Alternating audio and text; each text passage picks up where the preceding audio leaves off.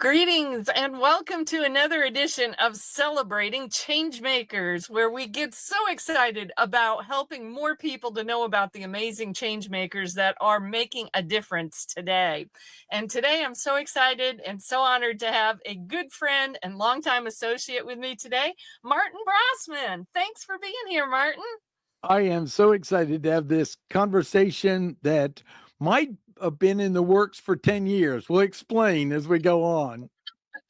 Exactly, or perhaps even more, because I know you have a lot of experience that you're going to share that got rolled into a very special book that you've written. That's So right. please tell everybody about your book. This is my second non-business book. I've written about 5 books in, I don't know, it's quite a few years. Taboo, The Lost Codes of Men. It was 10 years in the thinking, suffering, working, and polishing from the first time. And my first book, even longer, much longer than that. I have to look up the exact date, which was Finding Our Fire, about leading a men's group for over 12 years. Incredible amount of time and energy that you've put into this. So, I know that it's an important book because, I have sons, I have grandson, I have brothers, and I know that there's been some serious difficulties when it comes to men, especially in this country, but perhaps even around the world. So please tell us a little bit about your backstory. What made you write this book? Well, it's pretty interesting because back before 1995, which was the year when my practice marriage ended, I had done a lot of personal development work with men and women. And somebody said, I think something's missing for you, and you need to read the book Iron John by Robert Bly. Now, if you don't know it, Robert Bly is a famous American poet, and he had done all types of workshops on poetry and fairy tales, and noticed that most of it was addressing women, and most of the people showing up were often women. And he thought, why isn't there something for men? Because there's something missing there as well. And he found the story Iron John. He wrote the book, and then he published it. And I'm quite dyslexic, so I chose to listen to it on cassette back then. I had a cassette player in my car. I'm working at IBM. I don't know exactly the date, somewhere between 91 and 95. And I'm listening to this story and thinking I've done a lot of work on myself. And then he's just telling this story and tears are running down my face, and I'm very uncomfortable because I have no idea what evoked these emotions. But I do know something was not working for me, but I didn't know where to go with it. And after the marriage ended, I met a guy named Fred Boyles. He had a group called the Samurai Accountability Team. Someone invited me to, and we meet on a regular basis. And the whole idea was, if you gave your word on what you do, and if you didn't, you donated money into a pool that was then used to give to a charity or something. So it was really useful for me, giving extra structure, especially while I was building up my coaching business. And I reached out to him, and we started talking, and I said, I'm on my own, and I've done a lot of personal development and read Iron John. And the truth was, it talked about the importance of mentors, but the truth was, in the corporate world, it was so competitive. I really never found anyone like that. And that was missing. And he said, I'll be that guy. And I'd like you to, at the end of the summer, come to this men's personal development weekend in Los Angeles. And the key is, I'll meet with you once a week and we'll talk. And I thought, that's kind of strange, because I never thought of that as much. I knew there was a missing piece, but he's offering to be kind of a mentor along the way. He's offering, but he says, I want you to do this, and I want you to raise money independent of what you're doing. So you had to raise money. I'll help you raise money so it doesn't have impact on your life. All this, long story short, and it's in the book in more detail. I thought, this is not a problem because no one's kept their word like that. No one's saying, Gavin, especially in the corporate world, there was always good excuses and committees and so forth. And then we start getting closer, and not only kept his word, but when he broke it, he cleaned up the issue. And I'm getting pretty nervous because I'm going to this personal development, and I had always done it with men and women of any sort. And I couldn't explain the unconscious fear I had of being in a space with just men. I could not. Now I understand in their words, and explains it in this. But I was really pretty terrified. And we talked about it, and he said, well, this is sort of a modern day rites of passage. And do you think any young man facing his own rites of passage was comfortable? And I thought, no. In fact, in the book, it talked about if he didn't break from the mother. And it would also be a break, not a let's have a cooperative love fest, a break from the mother. It never happened. Wow. And really, in the history of mankind, young men were never just excited about any rites of passage, because it was to be engaging, it was to be confrontive, it was to be real transformational. And he described it, and I went, but I've read about this, but now I'm experiencing it firsthand. And a lot of this is in the book and important, but what I realized is almost in the history of mankind, we've had some form of socialization to support young men to mature. And I'm proposing we've gutted our society of almost all of those. Oof. Yeah. And unless you go to the dark side where you have gangs that create your family and then mentoring towards violence. But as far as in the corporate world, in the individual world, and all the above, we've removed those. And I'm the laboratory of this. This is not like I'm looking over there and studying men. This is my experience, observation. And so it took not just the time to produce it, but the kind of emotional courage to put this out in the world as well, because this is like what I think of original science. Original science, they didn't go to the encyclopedia and study everything and have statistics. They went, let me test this out. Let's see, it doesn't kill me. Maybe we could use this. And I love science. And that's really, we've gotten away from the experiential. I mean, you go to the doctor, it's how many doctors does it take to change a light bulb? And we need 5 more tests. We've lost the experiential work, which is the soul work. And that's what I worked on. I really mapped out what were the missing pieces. And then I took on each one of them, making myself the laboratory and then observing it with other men as well. And that's why I believe this is one of the most important books of our time period, because it's not me telling you what to do. It's not me telling women what they're supposed to do. It's here's my experience. Here's my direct observations. Here's what I think's missing in our culture. And I want to tell you, a young woman read this book. She works at a restaurant we go to, and we talk back and forth. She goes, I want to read that book because she said, when I go out with guys today, it almost feels like going out with one of the girls. I said, you need to read my book. And so when I got it, I said, I'll loan you a copy to read. And the next week, I went in to buy dinner there, and she said, I read it cover to cover. I'm going to read it again. I want to write a review. And I said, could you tell me something that got your interest? She goes, no, this is really deep. I mean, you could see with an open mind how profound something like this can be. And she said, I'm really starting to understand something about men and my father. And when I read it, I never said, yeah, but. And I want to tell you that meant so much to me, because she saw that I had worked to stay as authentic as possible instead of just platitudes. See, everyone's like, this is an I book. Yes, it we is. Can let us hide out behind something and stay safe. Men need to do this, or women need to do this, and I am a social worker or something. Nothing wrong with that, but this is roll up your sleeves and be vulnerable. I've just done it. And I expect you to understand the risk and what it takes.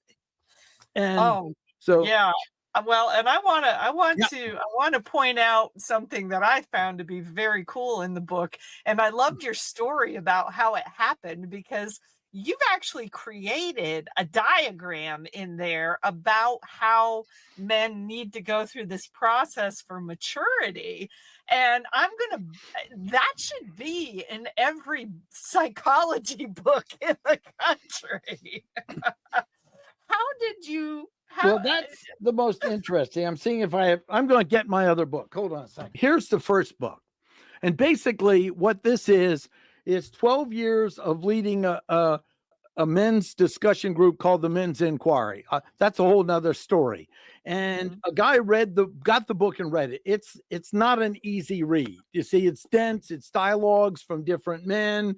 I had to work to make it confidential. Huge amounts of work. In fact, the original document's twice this, and then I pulled out what I thought was the core.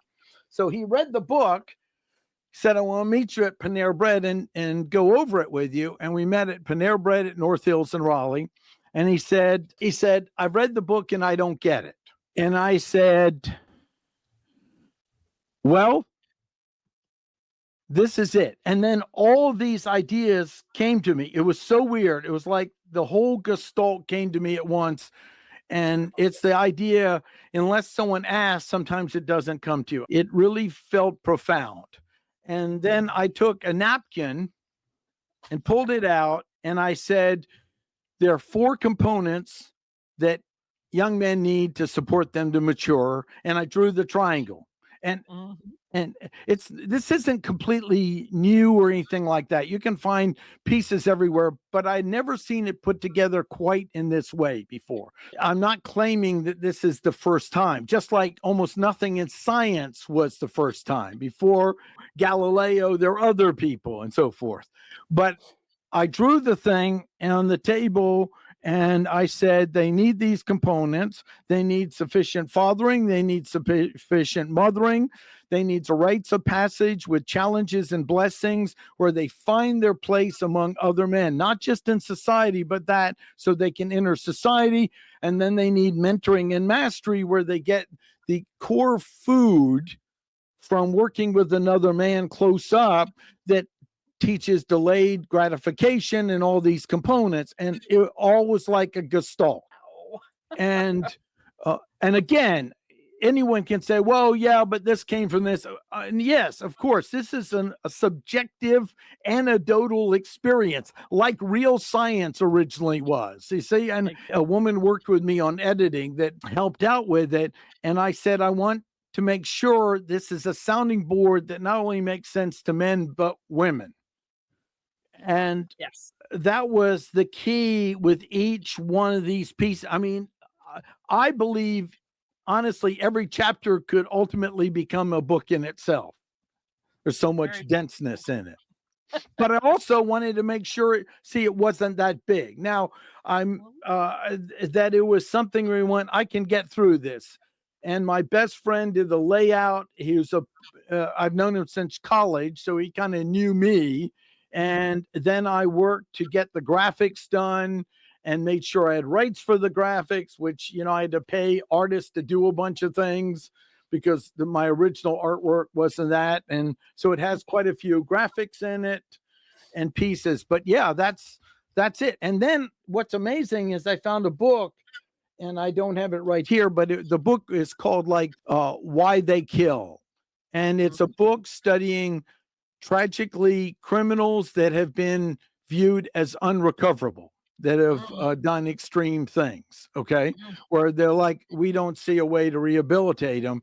And in the book, he talks about almost the negative version of the positive version of what I did, that to get a human being to this unrecoverable state requires a initiation into a group and then mentoring beyond it. And I went, oh my gosh, the dark side is running really well.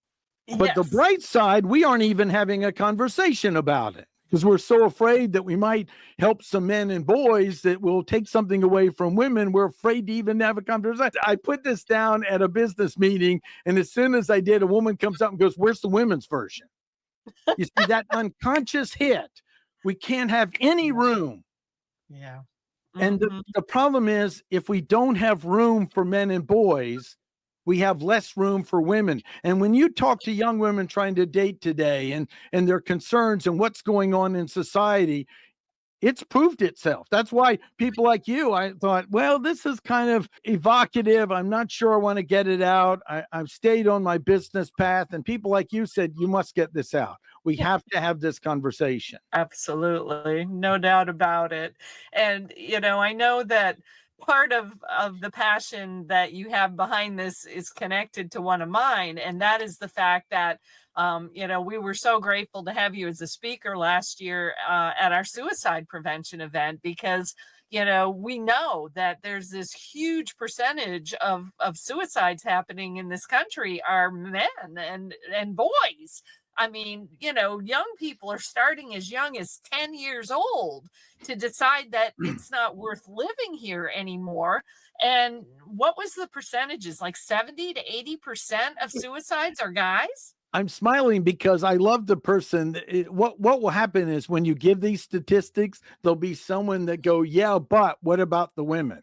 You see, it's so ingrained in us, in both men and women, that the males are disposable. We can't even see it.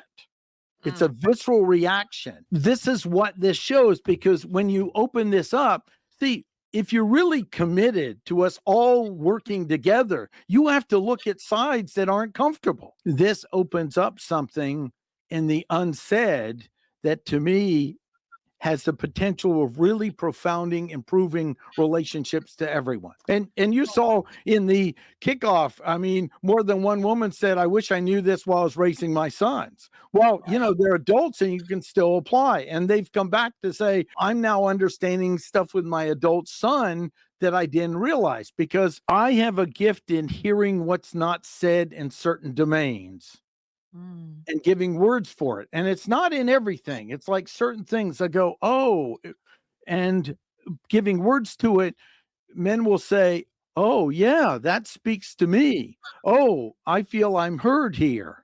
mhm, And one of mhm. my favorite stories, because I love personal development things, is I was in a bookstore years ago. Those are for younger people. Those are places where they sell physical books.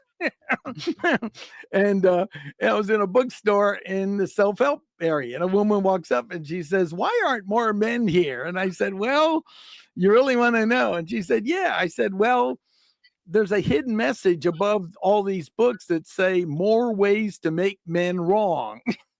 because because the truth is, most men, they aren't naturally drawn to it, but also most have experienced self-help books with, I finally found out, honey, what's wrong with you. And that I think that wasn't what she wanted to hear, but it was, might be what she needed to hear. And Oh, and wow. I want to state, Cheyenne, I'm so blessed because growing up in DC with a mother who really was almost like a Jane Addams. She was an activist for the voice of people who couldn't be heard, and she was a pioneer in child labor laws. It goes back. You can see the videos. I've done research. I believe she actually was the catalyst for child labor laws that exist today. I mean, really was. She was an activist for African American rights and opportunities, and even did something where the Klan burned a cross on the president's front lawn because of an article she wrote that got in the paper. Wow. And she was an advocate for more opportunities for women, which I am then and still. I mean, both. We have to have room for both.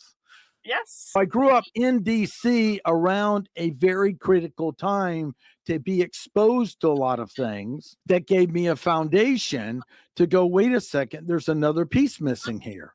And I also had made myself into what I call the anti male. See, the problem is, if all men are bad and a young man buys into that, he makes himself into the anti male.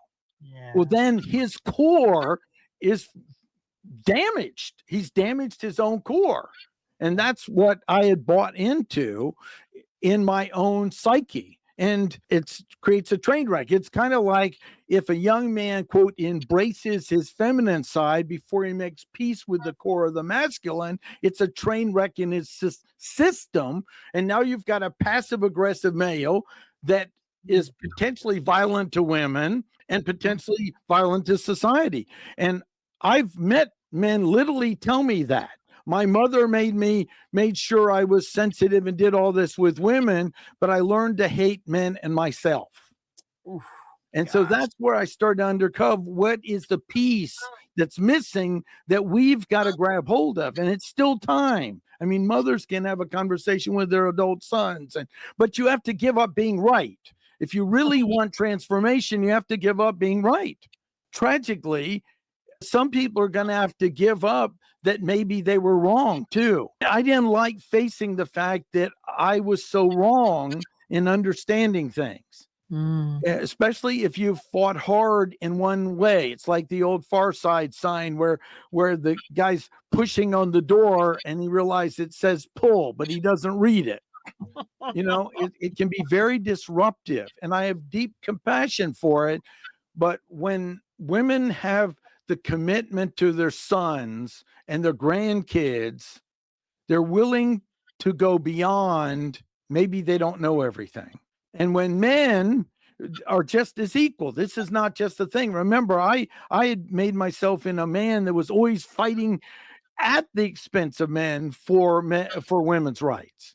Not both, but at the expense. I was the first to have the shaming joke about men and getting acknowledgement for this. When I did the first men's weekend, I asked the guy at the end of it, what do you tell women? And he said, I tell them to stay away from the snags. And I said, what's that? And he looked right at me as though he was looking through me. He said, sensitive new age men.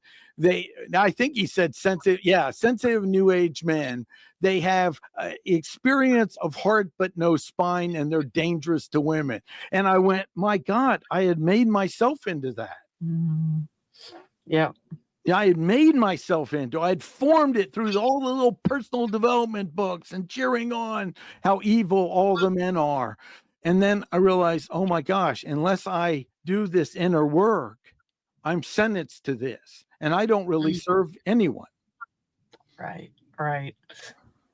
Whew, absolutely. And again, I am grateful that you finally got this out there, got it published. I think it is absolutely amazing.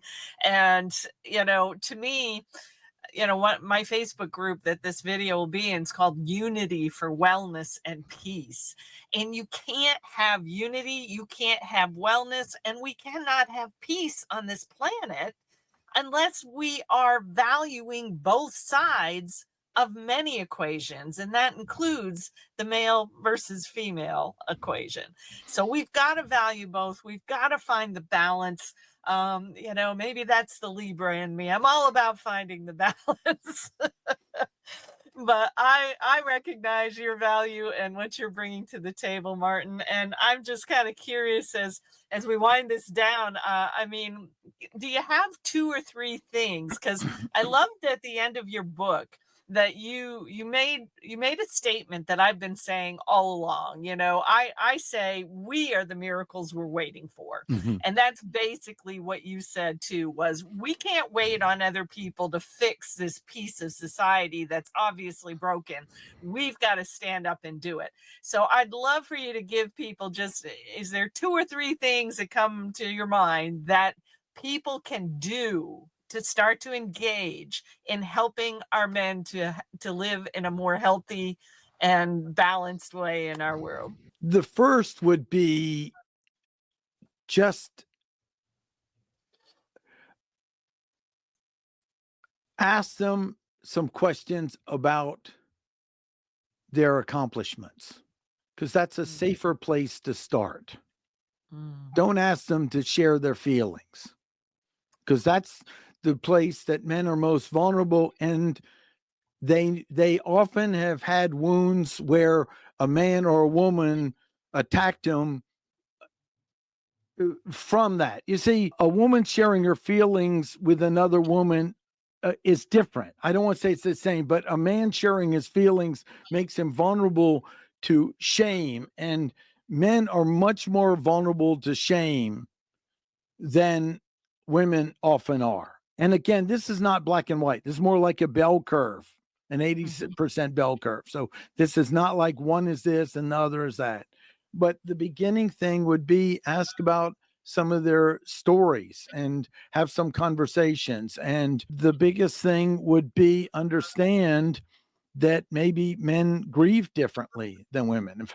I reference that in the book as well. The first thing is like over the holidays is, saying something like, Dad, I'd love to hear a little bit of some of the things you've accomplished and things you've done in your life, and just start to listen beyond yourself on it.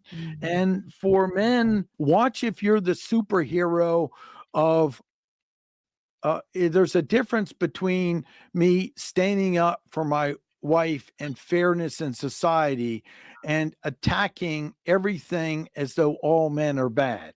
And if you're a guy doing that, you should be suspicious of yourself, because you may find relationships don't hold together. Women don't feel safe in your life and you can't figure out why. In fact, I want to tell one story. One guy who was like this, he met and his marriage was breaking up. And I said, you've done everything she wants, and all she wants to do is claw your eyes out. And he went, yeah. I said, well, you're not safe to her because there isn't a core developed. There isn't something that's solid there. And it was wonderful because he's in a new marriage and he's taken that knowledge and learned from it, and they get along great. So, Awesome. this is the other thing is there's no one answer. It's $14. Buy the darn book, read it. I priced it as even the hardcovers like 17. Most are over 22. I made it.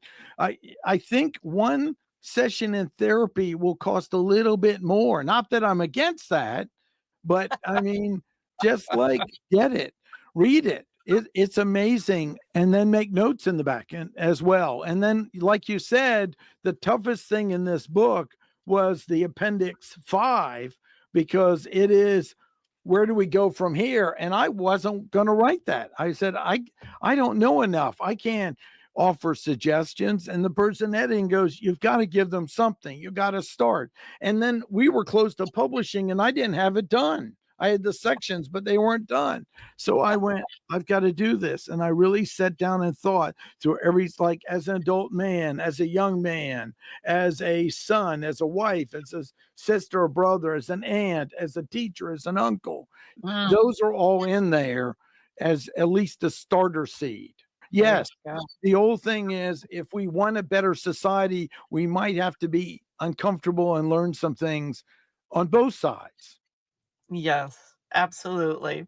And I know the book is available for Kindle, audiobook, Yep. You got paperback, hardback. I Yep, think you got them all. hardcover. Yep, all of them. And I have a vision in the next coming years based on making it bilingual, because I've already gotten such a powerful response from people who are bilingual saying this also maps on.